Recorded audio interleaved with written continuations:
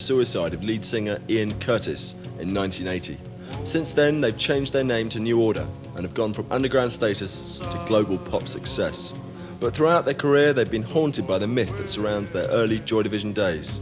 The release of the new compilation album of Joy Division singles, Substance, by their label Factory Records, has attracted the usual controversy. The video to the current re-release of their 1980 single Atmosphere has been accused of exaggerating the myth that already surrounds the group, and Factory have been accused of cashing in on the revered singer's death. Don't walk away.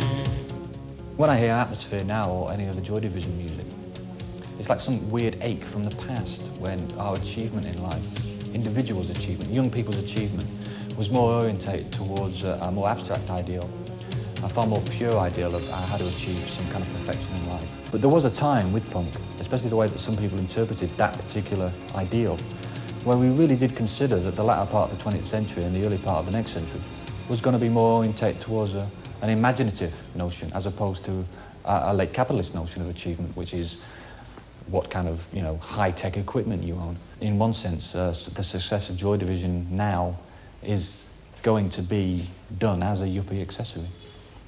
Between Coltrane, Joni Mitchell and, the Christians. But I think that's, in a sense, what Wilson wants.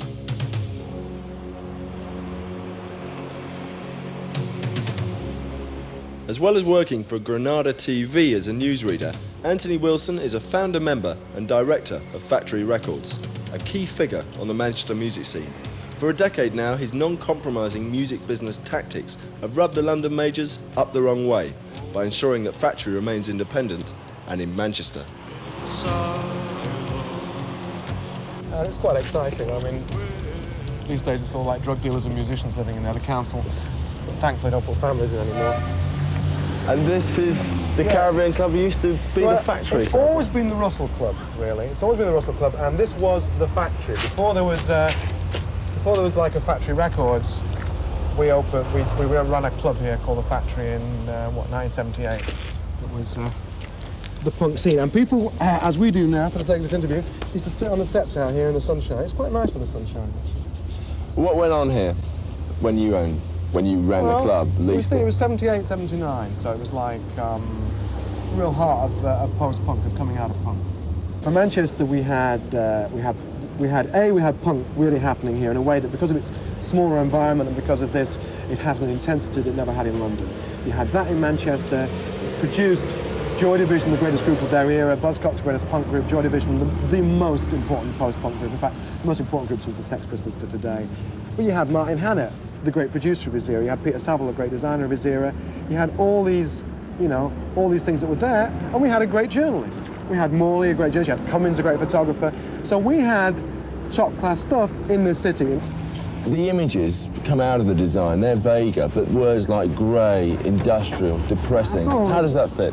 It's a wank. It's like another of the myths, doom-laden. That's fine. I love all the myths, It doesn't worry me at all. I mean, there's nothing gloomy. Are in Hume. I don't find it too gloomy. It's a bit of a drag today. It's a grey day today. But, I find Hume quite exciting now. Manchester's very exciting. And it's like saying that Hamlet's gloomy or something. Even in those days, a Joy Division concert was not a gloomy experience. It was an outrageous experience. Stand to the radio. Stand to the radio. Stand to the radio. Stand to the radio. Oh, I would call out when the going gets tough. Things you've learned are no longer enough. Well, now we just sound, it's all we need to know. Synchronize love to the beat of the show. And we could dance. Dance to the radio. Dance to the radio. Dance to the radio. Dance to the radio. It was violent, loud, rock music at its absolute best, you know. So if London critics want to talk about, you know, Raincoats and Doom, that's their choice. I never saw any Doom, you know. And you know, the true story is that Joy Division were a wild group. There is a high seriousness about some of the things. If you want to call that doom and gloom, fine. It touches many parts of the body. It touches many parts of the soul. Described in The NME by Paul Morley as the greatest performer of his generation, Ian Curtis committed suicide on May 18, 1980. Down in the records as death by hanging, various sources in Manchester have it that the singer in fact overdosed on a combination of scotch and the pills he was taking for his increasing epilepsy. Nevertheless, the events surrounding his death have never been fully explained to this day.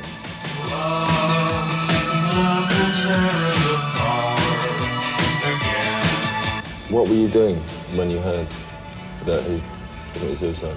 I was having my Sunday lunch, actually. What were your first thoughts once you got over the shock? I thought, the bastard, I'm not going to get to America. It was on the evening of an American tour. Yeah, I was waiting to go to the airport, as I recall.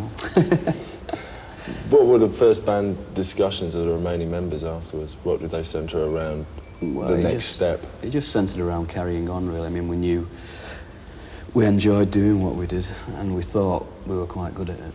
And we were sort of getting the acclaim as a band that people said, yeah, you're pretty good musicians. We like buying your music, listening to your music.